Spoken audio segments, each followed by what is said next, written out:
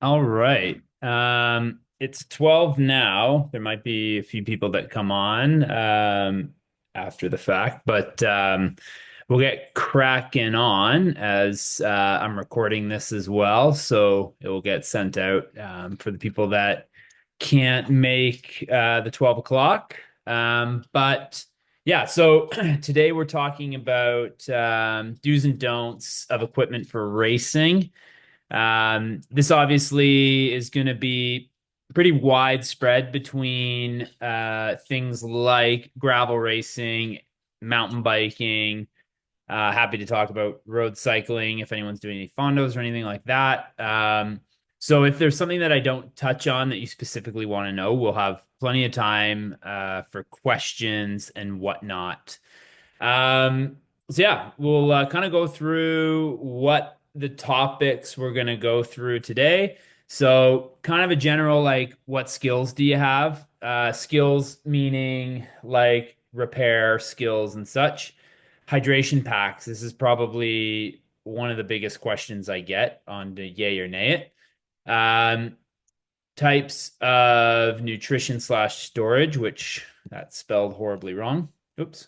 Um, what apparel, what temperatures, what precipitation. So we're kind of going into clothing a bit there. What are some like, I think, what are some like really mandatory things you need in your race kits in terms of even in training, just some of the like really good pieces of apparel that don't cost a lot are good to have staple items. PPE, personal protection equipment. Like to go through that. Like what kind of things I have as mandatories. What type of bike? This is where, again, it's pretty broad between, we're going to be having people talking about gravel. Um, Oh, sorry, I'm just seeing. I can only see the white bar on the presentation screen. Is it a slide? Yeah, there is a slideshow. Is everybody seeing the slideshow right now? You can put a thumbs up or unmute, let me know. Just want to make sure everyone's seeing. Um, Aaron, is that working now? Can you see a slideshow? No, I cannot. Oh, Yeah, just a white bar down the middle of the screen horizontally. oh, okay. A white bar. Oops. Okay, let me try. I'm gonna desktop. Oh, I see. Okay. That better? Everyone's seeing it now? Got it now. Thanks. Perfect. Thanks for that heads up. Really appreciate. Um, Sorry about that. A little technical difficulty. On my end, I saw a slideshow, but then when I went to the share thing, it was just a line across. Okay, so no one's missing anything. We're just going through the list. So PPE and then what type of bikes? So we're going to be talking mountain bikes, gravel, road, like whatever your question is. I'll probably, you know, talk a little bit about everything and I'll more talk generalities on what I think are important aspects. And then if anyone's got specific questions, like again, we're not huge numbers on this call. A lot of people watch these on record. So you guys get the tailored session because you're here. So you can ask the question and steer the conversation. Bike fit, when to do it, and with who. I'll explain that kind of stuff. And tires, gearing, we'll kind of get into that, which is kind of in the bike part of it. So without further ado, what skills do you have? A big question is like, oh, should I carry a flat kit during a race? My honest answer is yes, but only if you have the skills and know how to use it and practice. It's not going to do you much good if you've got a flat kit, but you don't know how to use it. You're then waiting on hopefully someone to stop and, so to speak, bail you out. So my recommendation, have a relationship with a bike shop or a good friend who you know wrenches on their own bikes and bug them, bake them banana bread, whatever it takes, bring them beers to teach you how to become proficient at changing tires and changing flats. You don't need to actually get flats to practice the rehearsal of, putting in a tube or whatever. Or if you do have a tire that all of a sudden is starting to be on the more rotten side, poke holes in it and practice using plugs or practice using a chain brake if all of a sudden you broke your chain and you need to put it back together. These are little skills that can save your day and save you from like losing gobs of time if you're, again, a bit self-sufficient. Now, obviously, there's a line like I'm not sitting and saying you need to carry every tool for every single disaster, but common things to have happen are snapping chains. And I would say I'll caveat that snapping chains usually is out of you should have changed your chain a long time ago, or the person who installed your chain, whether that's yourself or your mechanic, potentially did it wrong. Um, so make sure like your bike's in good working nick prior to racing. I hope that goes without saying. And is in clean working order. And then again, like kind of problem solving. Sometimes you just have to do things to just make it work. I've had unexpected problems, especially, when I was racing professionally, I at times would be given things from sponsors that were prototyped items. So they're not even like yet ready for consumer.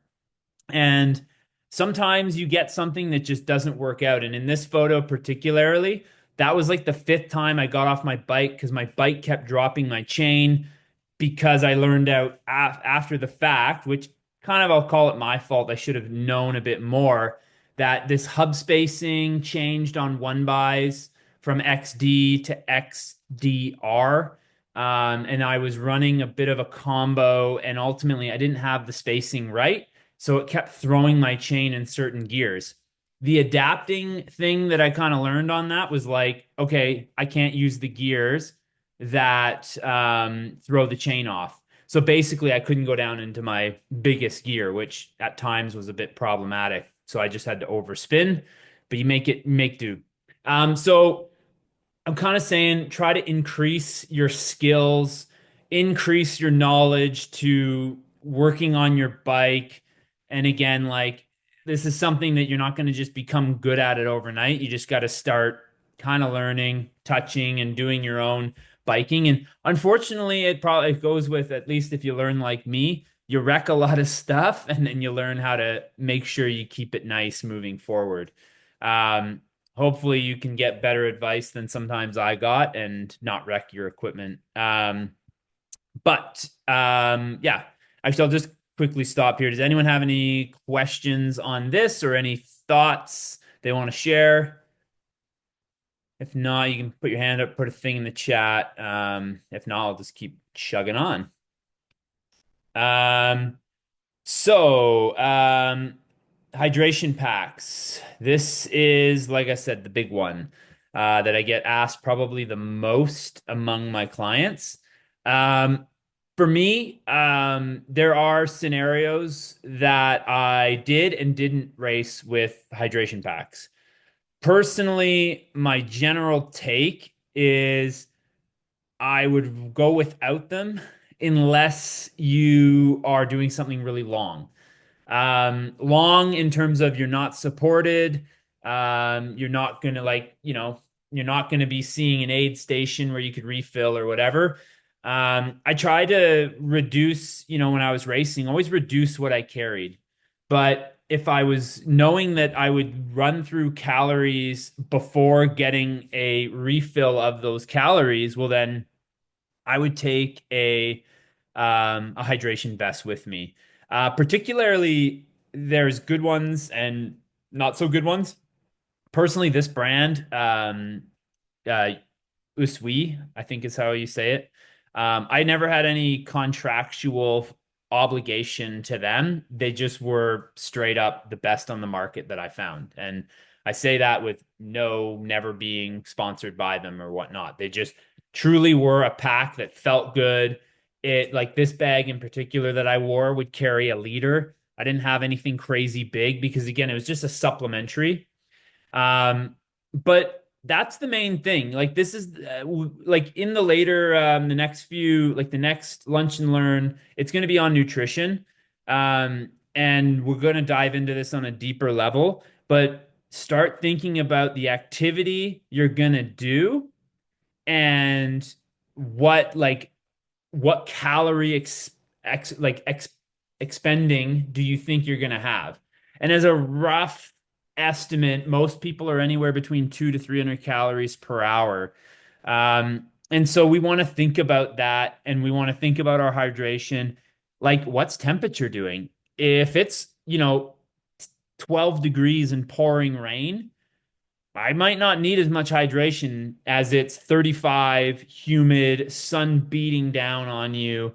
That's a whole other level of like nutrition and hydration that's needed. So that's the thought process there. The other main thing, like this ride that I'm doing, was a training ride because I started using this vest in my training far before I ever brought it into a race. And you're going to hear this theme a lot from me. Don't just buy something like a week before your race because you're like, oh yeah, so and so said I should have this piece of kit. Now I'm just gonna use it in a race, even though I've never tried it. Like, try to have that professional model and mindset of like, I'm gonna use gear that's tried and true. And again, I even remember like with sponsors, like I would try to make sure everything that was given to me, I got a chance to at least try it a bit before I used it in a race. And sometimes like that whole thing with my chain coming off the chain ring, like some things just happen that you don't anticipate. Because I trained on that bike plenty before the race. I just never really, again, put that effort out that started to make the chain come off until I was racing. So use the equipment prior. That would be my thing there. Um, we'll talk a little bit here. Again, nutrition is going to be kind of the next lunch and learn. We'll have two on nutrition. One is general, and the other one is going to be more race specific nutrition. So I'm not going to go down too deep into this, but the general, like in terms of the equipment part of nutrition, how are you going to store it is probably the big one. Are you going to tape gels onto your top tube? Are they going to go into a storage container that your bike has? Like, what's your plan? What's your process? And then the big thing that I would say, think about the ease of getting those calories in. A lot of people don't, I think, give this enough attention.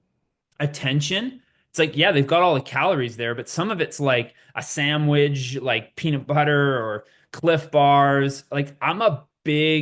I was not a big fan of bars when I raced.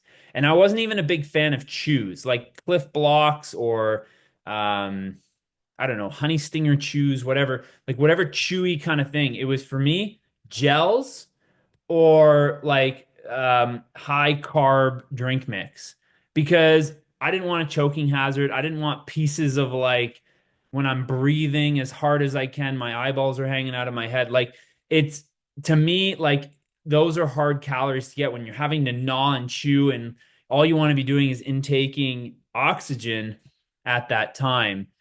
Again, like the longer the event and maybe your pace, like if you're going to stop at an aid station, like I'm not against people stopping at aid stations and eating, like go ahead, eat the Cliff Bar, chew it, swallow it, that's fine. But if you're going to stay on the go and you're going to like quickly go at an aid station and eat your calories while riding, I'm going to say keep it to gels, keep it to things that you're not going to choke on.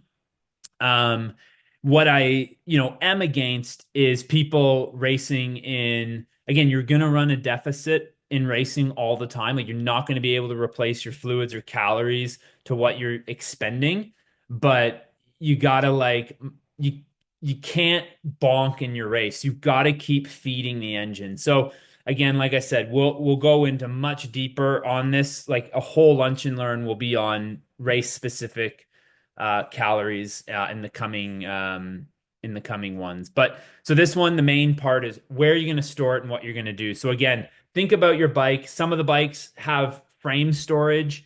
Some of the bike, like I'm always again was eat while I rode was my mindset. So I would tape gels onto my top tube because they're easy to just rip off from the top tube. They're right in front of me instead of having to like go into my back pocket. Personally, anything that just makes your life more convenient as long as you don't lose it, like, and be very mindful about what tape you use.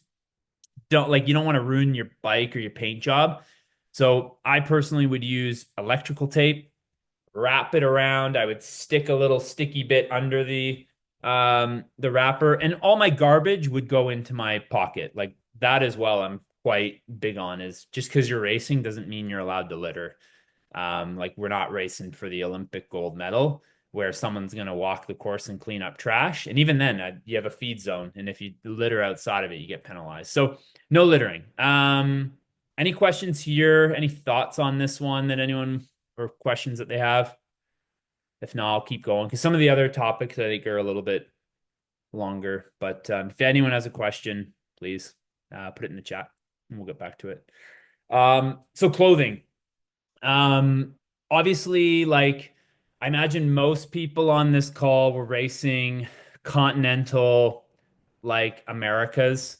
Um, Obviously in the West Coast in summer, we can see all conditions in the summer. This race in particular was up, like one of the stages was up at altitude.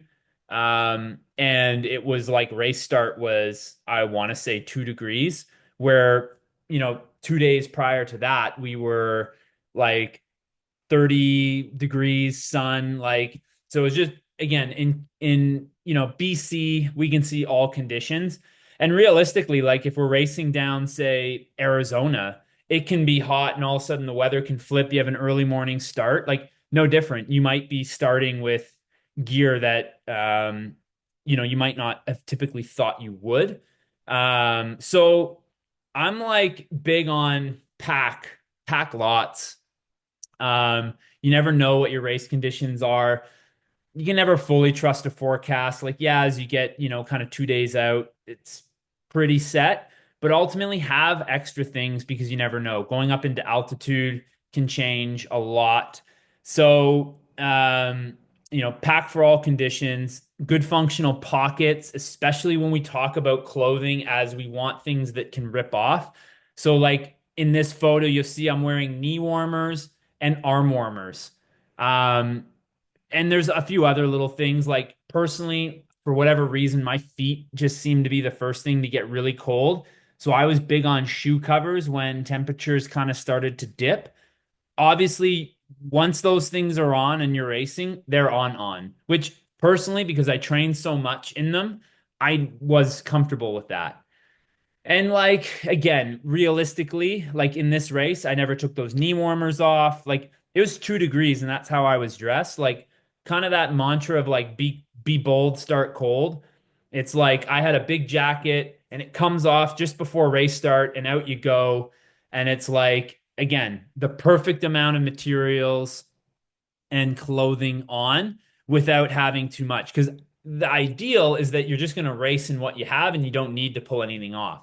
But arm warmers are really quick and easy to get off.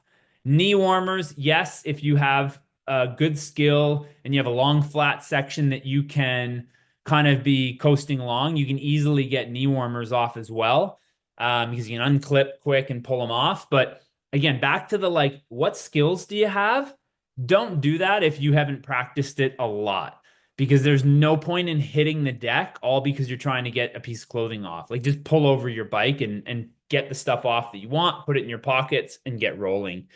Um, so and then the other thing, like again, I'll just kind of cover is like gloves. Like think through gloves and why. Like you want gloves that are gonna still give you good dexterity for working your controls on your bike, and as well like feeling like you've got good grip on the bars. Like don't wear these big fleecy, like grandma knitted gloves that kind of ruin your dexterity and move within.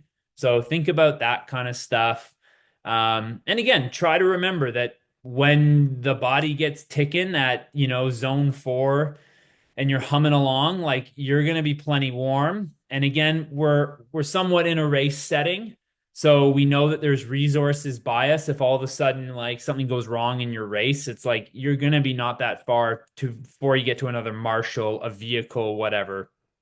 Obviously, like if you're going out on training rides and things like that, like you got to be a little bit more prepared. And there's some companies doing some cool stuff, like making jackets that you can strap on to frames and stuff that have toggles that strap on. So just start thinking about your gear, what you have, what you don't have, and supplement some items. And again, like knee warmers, arm warmers, shoe covers, good gloves, like maybe a thin headband if it's really cold, or head hat toque, if you will, for the Canadians. So those are things to just think about having, and then again, train and practice and stuff. Think about what temperature you trained in, especially when you do hard workouts. What layers did you work down to while you were doing this workout at zone four? Because that's the stuff that when now it's race day and you've got marginal conditions, you need to think about a day you trained in marginal conditions at a similar effort level. Because again, what you're going to wear if you're just doing a long ride zone two versus what you're going to wear if you're doing zone five VO2 max, like those are two very different worlds. Um, so that's something to think about there on the clothing piece. Any questions with clothing? Anyone wants to ask or ideas? Oops. Anyone? Okay. So whoops, PPE. So again, personal protection equipment. I, try to always put a photo that somewhat matches what I want to talk about. So in this photo, you can see there's a bunch of bandages wrapped on me. It was a stage race that I just kept crashing at. And I just kind of found it comical that, there's a lot of times you won't crash for a really long time, and all of a sudden it just seems like all you do is crash. But the personal protection equipment, like obviously like pretty well all races, I don't think you can race without a helmet, like obvious. But the thing that I have noticed at times, and sometimes it's with my own clients or just random people at races, is like some people are wearing like totally clapped out helmets that are really old. You can see that there's multiple cracks within them. Like these are things that are just non-negotiables. Like if your helmet hits the ground and has a crack, like, or you crash in it and you hit your head, like that helmet should be retired and done in garbage. And again, coming as someone who I used to have to get these helmets painted up with Cliff Bar logoing. Cliff Bar like was pretty good about they would do me up a bunch of helmets knowing that I could break one and then you'd have to go on to another one. So typically I had about 3 helmets a year that were painted, ready to go in case. And obviously they never really changed the design that much, so it was pretty easy. But these were things that like yeah, if that helmet hit the ground, which I have a few that did, they got retired instantly. And then if your helmet's, again, recommendation is around 5 years, it should be time for a new helmet, as they say the foam can break down. And again, like you can live without a lot of things on your body. Your brain's a pretty important one. And again, I look at it as like a helmet is something I'll never skimp out on, whether it's skiing or mountain biking or whatever the activity is. I want the best and I want the best uh, piece of protection. And personally, like I want a helmet that has MIPS because I really buy into MIPS. So that's kind of what I'll say about helmets. Obviously, the fit matters a lot. I never agreed to wear people's helmets until I knew they actually worked for me. So, the 2 helmets I wore most in my racing career was Oakley and Specialized. And for me, like before I agreed to that, I made sure they fit. Um, so, because again, if something just doesn't fit, then it's not worth wearing. Um, the next thing I'll say is glasses. We always, of course, think sunglasses, sunny, put them on. But you can see even in this photo, it's pretty low light. Like I had lenses for every piece of light that I could think of. And that's like a crucial thing that I think for me is like your eyes are very important. And we're riding through the forest at fast speeds with little pieces of stick that can be, and we never know, you all of a sudden crash and you're going off into, some brush. like I want eye protection. So I had straight clear lenses, I had photochromatic, low light, sun lenses. Like I had lenses, and yeah, of course, like through my racing career, I was sponsored, but you know, there was a long time even prior to being sponsored that I had to buy my own stuff. And again, there's a lot of glasses providers that you buy and you're getting all those lens kits in the package. So again, like to me, just because it's raining or whatever, like you definitely should want some glasses.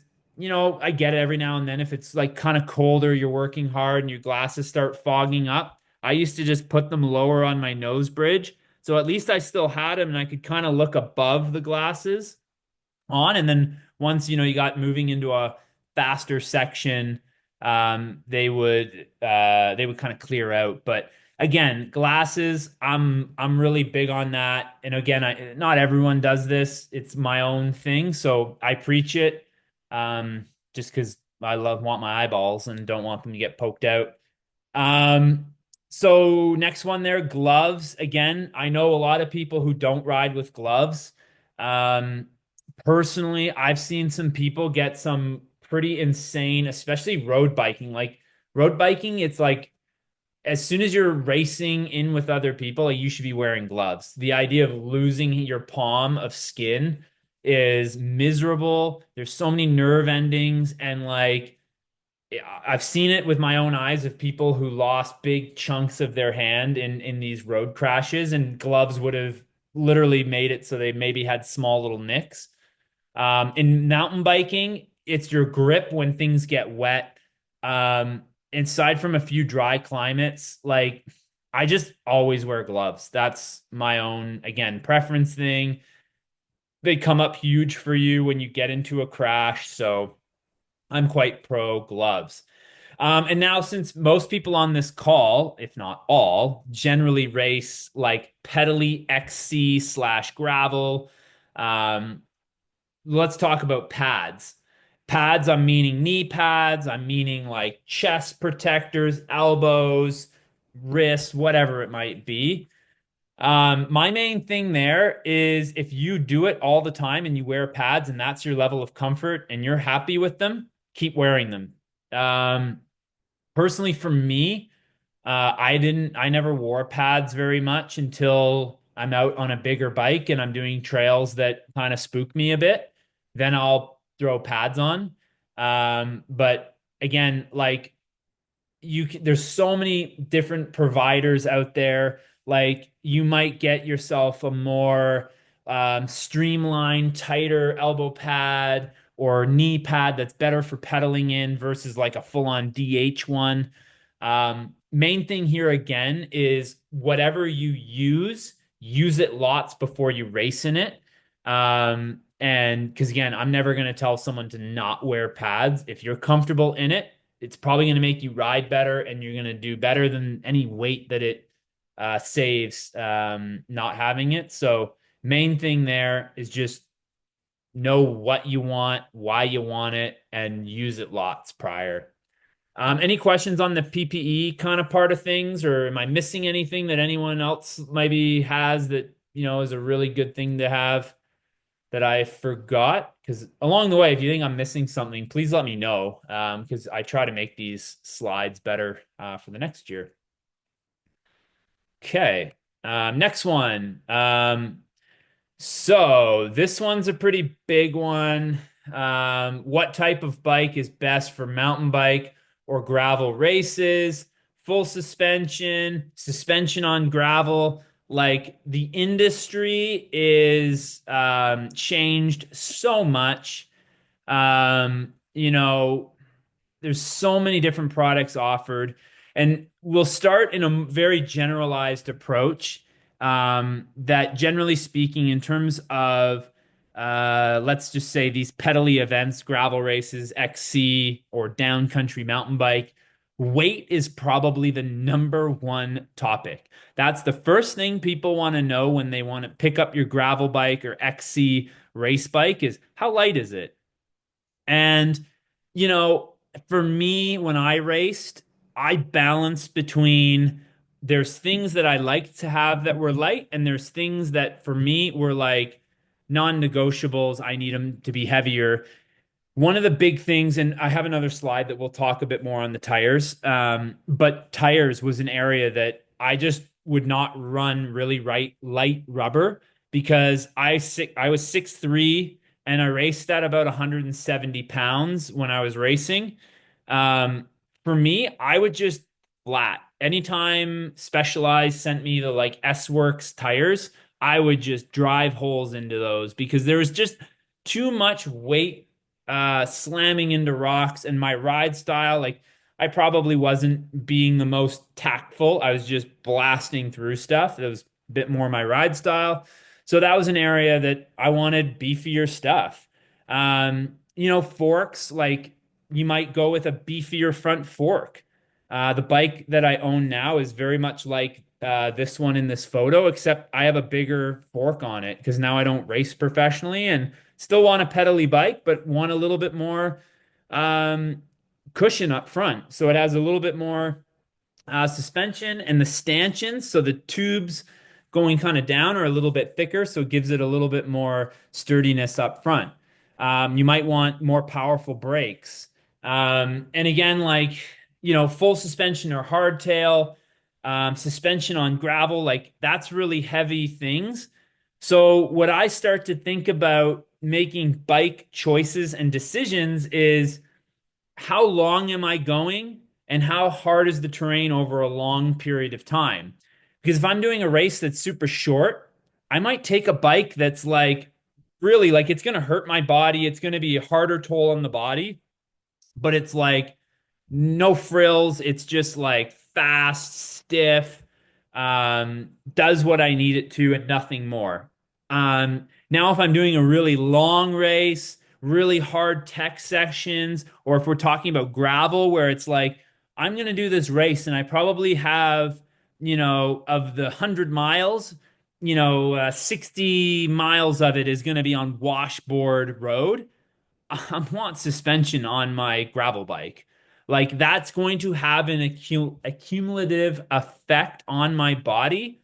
So I'm going to think that way. And again, gravel bikes have changed tons. Like every year at Leadville, you see what people are coming up with based on their testing. And the trend is tires got really big. You're seeing people with suspension. One of the more probably big pieces of news to come out in that Lifetime series is they banned drop bar mountain bikes at Leadville. Because again, people wanted this mix of like, there's lots of road sections, but there was a lot of tech stuff. And again, Leadville's a really long race. So you have to work through a lot of terrain. No different if you're, say, doing single track 3 in you've got 3 days of racing. You don't want accumulative effects. So this is where the like why you're gonna change the bike. Like say you buy a stock bike, know your why on maybe, oh, I want to put a bigger fork on it and ask your bike shop, can I do this? Or maybe say to yourself, you know what? I don't need a bigger fork. I'm comfortable riding this bike as it is. Skill level, a lot of times, like, that's the one thing I'll say is like, you'll watch like the top riders in cross country mountain bikes do amazing things on these short travel bikes. But that's again because they professionally ride a bike. They're on a saddle for, 18 to 25 hours a week. So it is kind of like be realistic about what that bike could do for you versus what it might do for a pro level rider. And ultimately, like if you're not going to be blasting through tech sections and the climbs are going to be your area of focus, then again, maybe you do just want a light pinner style bike. But pretty well, I'm always like big on rear suspension in mountain biking and gravel. I'm big on the biggest tires you can do that fit your frame.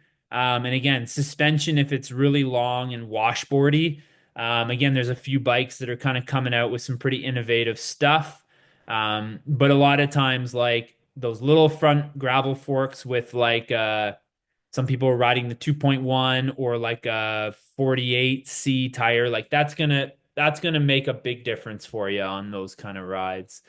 Anyone have any specific question for a race that they're doing that they want to pick my brain on a bike choice? Is anyone about to buy a new bike and have any questions? Now's a great time if you've got something. Happy to answer and kind of give you my 2 cents. If it comes to you later, put it in the chat. And again, of course, like anyone, feel free to reach out to me if something comes up in a month's time. Reach out. Yeah, go ahead, Scott. How you doing, man? Sorry I'm late. No worries. Um, so the Squamish Enduro, the classic course came out with the course is actually going to be more XC than Enduro, eh? I mean, so you think it should be something that I try to get an Enduro bike for, or should I just ride my cross country bike? Yeah, if it's going to be more XC, what I would say is like if you have the ability to try ride some of the trails beforehand, see and maybe try to record. Like this is where Strava can be excellent. You can ride a bunch of segments on one bike, maybe demo another bike, ride the same segment, and see like as long as it's similar conditions, you can kind of get a picture of like, is it worth it? And I'll say like, I remember when I got my first enduro bike, because again, I was racing always XC bikes in Ontario. An XC bike in Ontario was always plenty. And I came out west, and the first few years living out here, I just still had an XC bike. The only main thing was I eventually put a dropper on it, which, made a big difference. But I remember when I got my first XC bike, or sorry, my first enduro bike, and I was riding trails that I had ridden on my XC bike.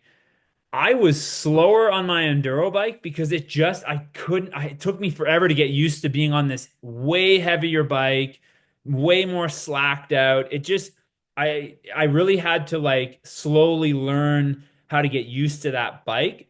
So, main thing there is whatever bike you decide, be very comfortable on it. And like, kind of again, like try to have some level of testing if possible to it. And sometimes you might not be the same section of trail, but you just get on the bike and you're like, oh yeah, this bike is going to be perfect. That would be the main thing. So Thanks, man. for Joseph had another question in the chat here.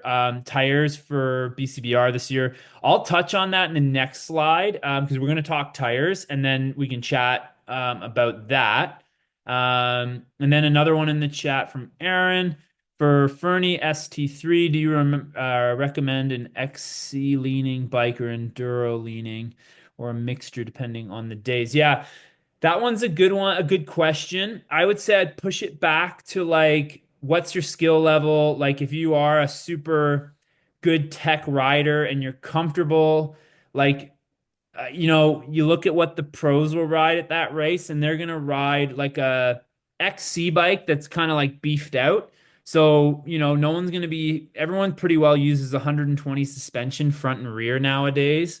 Um, Most people like are gonna be, like it's more like I would say like tire choice is gonna be a big one in that race Hmm. more than the bike would be my estimation. So Hmm. I think like a down country cross country bike is just a no-brainer. I think an enduro bike, you likely will find yourself overgunned and you'll regret it on your climbs. It'll be fun on the downs, but it won't be very fun heading uphill.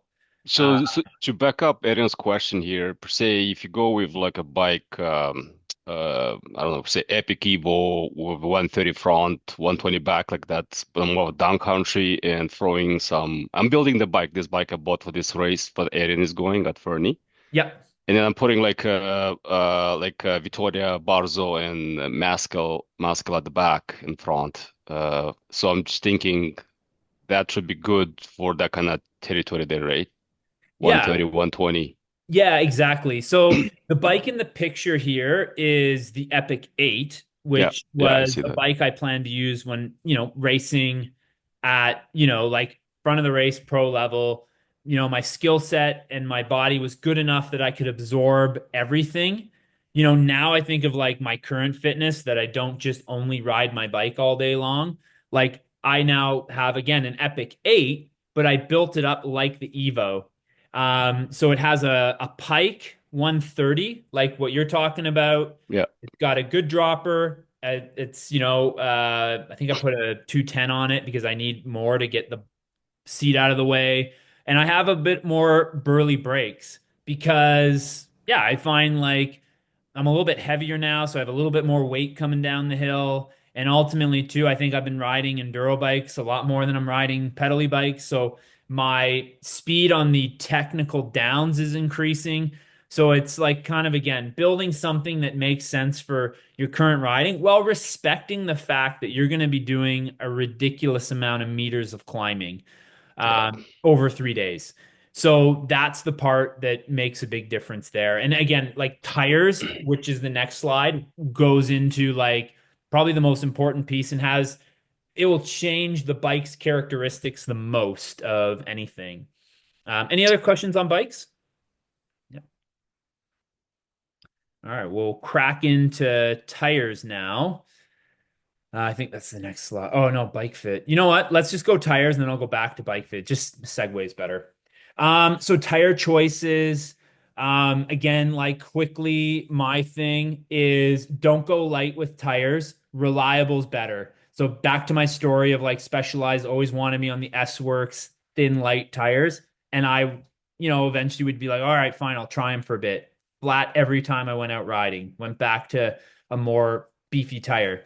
Now the tread, that was the part that makes a big difference. Like, yes, the weight of the tire, it's going to be more durable, but the tread of the tire, whether you're going fast rolling, something in between, or like a more mud bite tire, or again, you're talking like enduro tires, like these are things that now need to be considered.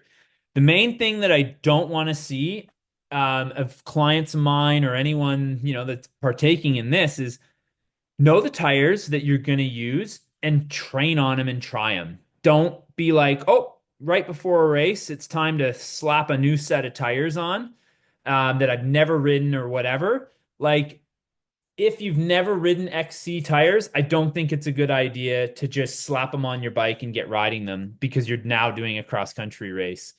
Get them a little bit ahead of time or get two sets, one that you'll race on and one that you'll train on. So you're still putting nice new rubber on before the race. Because, again, some of these races, we're spending tons of money to do them. So it's kind of like, try to honor the investment you're making so you can get the most out of your race. And again, try the rubber. My combination personally, like for all these, like, again, if we're talking like single track, 3 and Fernie, like I'm going to be using a tire that's like a Specialized fast track, which is not their least amount of rolling resistance, but not their most aggressive for the XC lineup. It's dead in the middle. That would be my choice because it gives me flexibility that if it gets super dry, I'm still going to have grip. If it gets a little wet, I'm still going to have grip. Now, on either end of those spectrums, I then might need to change the tire. Like if it gets super wet, I now might need to change my tire. And maybe I only need to change my front tire because that's where a lot of our steering grip is. And I still want the fast rolling in the back. And in terms of then tire widths, usually your fatter tires in the front for the width of it. So like a 2.3 I'd put in the front or a 2.4. And then in the rear, I would do maybe a 2.2 or I would go even depending on the course. So yeah, in terms of the question of have I ridden BCBR before? Yes, I've ridden that race 3 times and was in the top 10 every time for the pro category. Personally, tires that I use is when I wasn't with Specialized, I was using a Maxxis Icon front and rear. And when I was sponsored by Specialized, I used a Fast Track front and rear. Now, what I would pack with me is if we got rain, I had either a forecaster if it's Maxxis, or I had a ground control when I was Specialized. So I would bring a whole set of those so I could change out my front and put a more bitey front tire, or I could remove both tires and do, if it was just pouring rain the whole time. But in BC, like again, think about the soil that you're going to be riding in. In BC, like it generally all of our trails shed water really well and you get grip. I probably would only change my front tire in reality. And that goes similar in gravel, like, you know, changing around rubber and stuff. So that was again, I trained on that stuff. I knew how those tires run. I would run those tires on trails they had no business being on.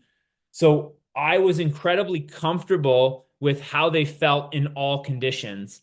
Now, if that's not the case, I would say like stay towards something that's beefier and that you know.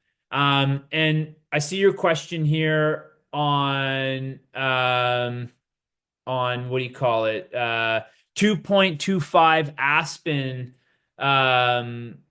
That's what okay, this is a different conversation happening. I see. Yeah, so personally, like Aspens, you'll see like top XC riders ride. Again, you got to be pretty confident that you are good with the amount of drifting that you're going to get in that tire. Um, but Recon Race, I really like that tire. I used it a fair bit as well because what I liked about it is that the knobs through the middle were small, so they rolled really fast. But on the outside, they had these nice bitey little tires. So when you lean the bike, you got that grip of an Icon with a bit of faster rolling in between. Yeah, so I can try put together a list after this of just again some general start points of tires. A lot of these tires you're probably going to have to special order in because most bike shops are carrying like specialized Butcher or like a Maxxis Minion. Many people like, not a lot of XC tires being sold. So I can write a kind of a list of like, hey, these are some start points of the spring of tires you should start testing and trying. Sometimes check even buy and sell. Sometimes people are selling perfectly good tires and you can just try a set of tires without paying full retail pop. And then once you buy your race setup, then spend the coin. Um, so I just want to go back to bike fits. Are there any other questions on tires before I dive into this one? And again, like, yeah, I'll send a list of some tires that I think are good because I definitely think I can see that being helpful. Just a general point you in the right direction. Because again, you could walk into a bike shop and your trusted good bike shop, but a lot of the dudes are riding enduro and they're going to tell you all these enduro tires, and then they're going to be like, "Oh yeah, use this for an XC race," and it's really still not an XC tire because it's just they don't know. So again, it's a start point, and then you can research out from there. And if anyone wants a good person, a resource to follow on Instagram, Jeff Kabush. He's been a long time pro racer, super into the gear side of things. He's a long time sponsored Maxxis dude. On his Instagram, he'll talk about rubber from time to time. I mean, like tires, and he does a lot of prototype testing. So again, he's a good person to like nerd out with on that side of things, and he posts a lot of stuff on his Instagram. But again, the caveat is he's an incredibly talented downhill, like cross country mountain bike racer. So some of his tire selections shouldn't be looked at as like, oh, well, I should do that. That's what's good for the goose is good for the gander. If you have the same skill downhill as him and you're comfy and you've tried the tires, then go ahead. But otherwise, he uses some pretty light rubber that I personally never was able to do. So bike fits. This is a big one here. When's the right time? Is it worth it? Like, where are some places and stuff, and what are some things to consider? Um, Bike fits, I'm incredibly pro in terms of like you buy this bike from a bike shop and some of them like don't have the proper fitting machines, some of them do, but ultimately like the 16-year-old salesperson will somewhat try to get you in the right position, but actually getting a proper fitter to fit you is massive. And I've had probably, I'd say through my racing career, probably 25 to probably even 40 bike fits. Just some years you would get five in a year. Now, again, I'm not sitting and saying that, again, the amount of spend versus like your expectation of race result, like definitely needs to be taken into consideration. Like one bike fit every few years is going to be great. Or again, you change bikes, maybe it's time for a bike fit. It's usually they range anywhere between like 200 to, I mean, you can go up to $1,500 for some of them at base price. That's not even including like the stems or whatever recommendations of parts that they make you buy, not make you, but suggest that you should buy. So my honest opinion, yes, it's worth it. Because all you can do all the training in the world. If you're sitting on your bike in a crappy position, it's going to reduce your wattage output. So we want to make sure that we're in a position that A, we can last for a long time in, B, that we can put down watts and we can climb and we can feel good. Our hands aren't going numb. Our, kind of private part areas aren't going numb. That's a real like bad sign that you're not in a good position. Your feet going hot or numb, bad, bad, bad, bad. So the right time to get a bike fit is actually right around now. Like, in BC, we're not far away from our riding outdoors season for most people. I find in BC, it just seems riding comes quicker than when I lived in Ontario. So, now's the time to start getting that bike fit. And a lot of times it's just a big change and it's going to feel really weird. And we want to do that far away from racing. And then you can do a few like fine tuning along the way. A lot of places that fit you once will then fine tune you later down the road. So again, yeah, like in the next month or two is time to like sort a bike fit. Because again, we don't want to make a drastic change right before a race. Like if that's been not stated enough, I'll say it again. So in terms of like who are good people, like Scott's put a recommendation in on the chat, which is great. He's had a good experience there. That's a great start. And sometimes these bike fitters that also are like physiotherapists, they can be really good. The other things is like personally, like a lot of these bike brands, so Specialized had a big one called Retool, of a fitting protocol system, that get the stickies put on you. Bontrager / Trek, they have one. These like people get trained up on them. Someone flies in, trains the staff on how to fit correctly. They get certified. So you get a pretty polished fit. Those kind of systems are pretty ironclad. You could walk in and I don't need a recommendation. I know I'm probably going to walk away with a decent fit. Obviously, when I raced professionally and when I rode with Specialized, I had the same fitter there. The guy's name was Andrew, I guess you can't really see him in the background, but his name was Andrew, and I was fortunate. He fit all the like pro team Specialized, like Tour de France riders, me, and he was great because he adapted to like my race, like the race needs. And then I talked to him. I'm racing gravel racing plus mountain biking. I need to marry these bikes together. And so he could think outside the box and kind of do that. Obviously, that's on a more expensive end but you can walk into a Specialized dealer that has a Retool fit system. Andrew's the dude that taught those people how to fit. So, again, you're going to get a really good fit. And yeah, maybe you need a little bit of kind of what do you call it? Tweaking along the way.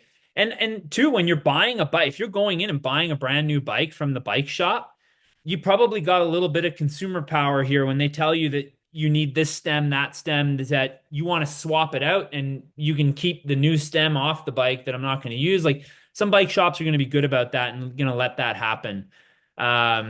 So yeah, again, super pro bike fit. It just can't happen like a week before your race or 2 weeks or a month even. Like you want some separation because some of the bike fits I got over the years, like I remember when I went from getting bike fits from these people in Ontario to riding on Specialized and getting bike fits through Specialized, it was like a night and day change because I was on this power saddle from Specialized that was very different to bike seats I was using prior. And it took time to get used to it. My saddle height came down a bunch. We did all sorts of funky stuff. We spaced out with like shims, pedal shims of like my feet spacing. So when I rode gravel to mountain bike, there wasn't such a drastic difference of hip angles. Um, so again, lots to consider, lots to think about. But I'll go into the questions time. Does anyone have any questions that weren't answered, or again, something that personal to you in the race that you're doing? Now's a chance to pick my brain. Okay. Looks like I explained a pretty good job. Hitting all the points. Sweet. Well, in that case, I've made a note for myself to when I say I've made a note, I'm making the note right now to follow up with some tire recommendations.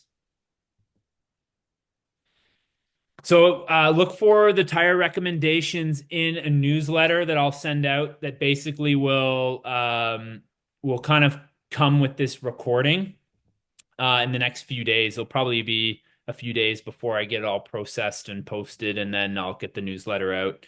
And in the interim, I think my contact's pretty easy to find. But ask away any questions you have that come up after the fact, a month down the road.